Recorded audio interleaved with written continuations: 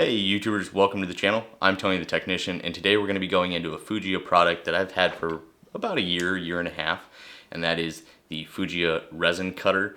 I'll share my thoughts with you on the tool as well as the specs, features, and pricing. So if you guys have any other questions on this tool that I don't mention in the video, please feel free to drop a comment down below. But if you guys enjoy the content, please make sure to hit that thumbs up, and if you haven't subscribed, please consider subscribing. Let's get into this. Here we're looking at the Fujiya resin cutter, resin tube cutter. Gee, Merry Christmas. Fujiya is the main company. They also have their Weiss lineup, which are like their Allen keys and things like that. And then they also have Victor, which are going to be like their larger cutters, but this is the one specifically from Fujiya themselves. The part number on this is going to be Foxtrot 29-200, made in Japan. And they've actually had these around for a long time. I know I posted a picture in the community tab on my YouTube page, and somebody had actually sent me photos of one from like back in the 80s or sometime. But it was the exact same tool, except with this one it has a little bit of advancement into it. Since it's a little bit newer, they've kind of advanced on that tool, but it was really cool to see that. I've had this tool for maybe 2 years, and before that I had a couple of ratcheting hose cutters, and one of them I literally used one time, and a couple of the pins that hold the blade and the ratcheting mechanism together literally just fell apart. I tried to reassemble it. It worked for one ratchet, and then the pins fell back out. And then the other one lasted about 2 months, and I don't even use them heavily. I was using them to build the fuel line setup for the Camaro, and they didn't even last that. So I spent, I want to say, about $15 on those, and I told myself after that that I wouldn't be buying another cheap pair again because it's just not worth the headache of dealing with. So while these ones are quite a bit more expensive, these ones have not let me down, and I've used them quite a bit over the last 2 years. So these are primarily going to be good for, plumbing and things like that, because it's good for those that work in the electrical field or plumbing where you're dealing with PVC and things like that, resin tubes. They do a good job on that, especially since they have a couple different notches here. Basically the hose will fit right there. If it's a little bit larger, it kind of has a cutout there to hold it in place. And then if you're working with a larger material, you can unscrew this and slide it forward, and you can fit an even larger PVC or anything like that in there, especially if your material isn't round. So that is a nice little feature, and then you just slide it back and you lock it down and it holds in place.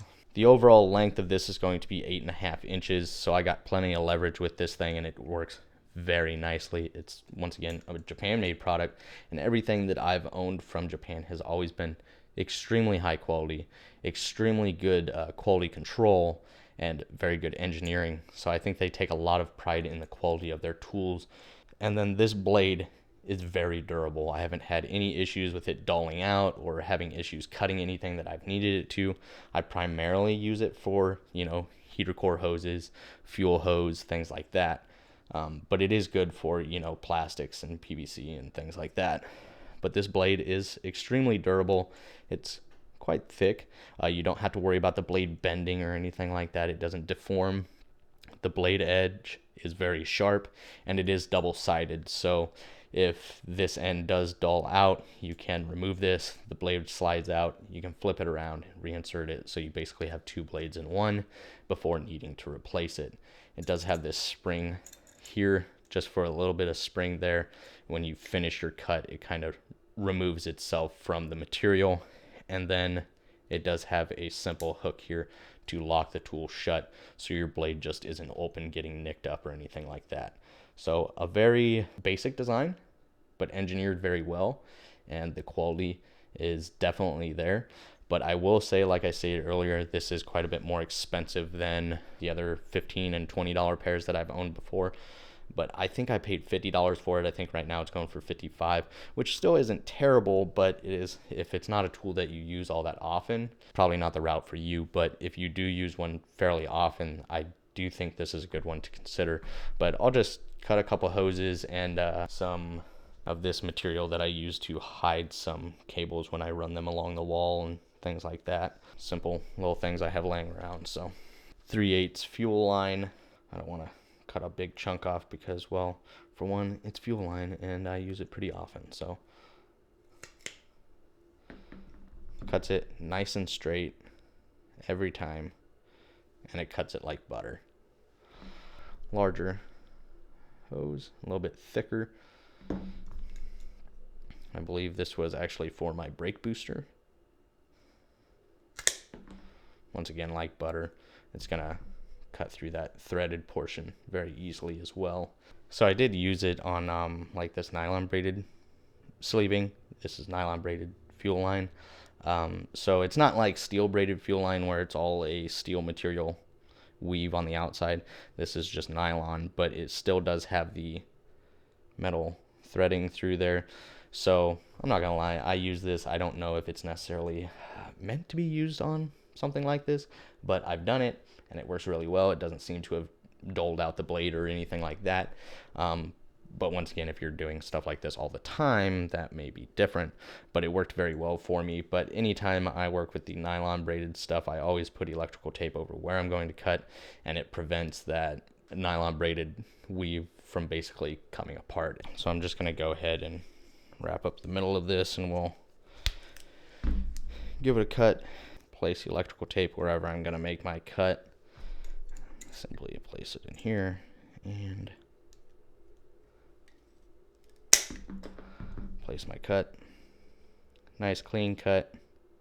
So once again, I don't know if it's necessarily made for that, but it's done well, and it hasn't dulled out the blade, nicked it up, or anything like that.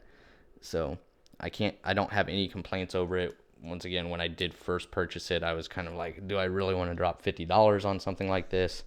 But then again, I had already dropped about almost $40 on two cheaper ones. So I took the chance, especially with Japan. I knew it was going to be high quality. So I've been very pleased with it. And I think it's going to last me a long time. So here's just a little bit of plastic. Nice clean cut. I don't want to cut too much of it because, like I said, I use this stuff pretty often. So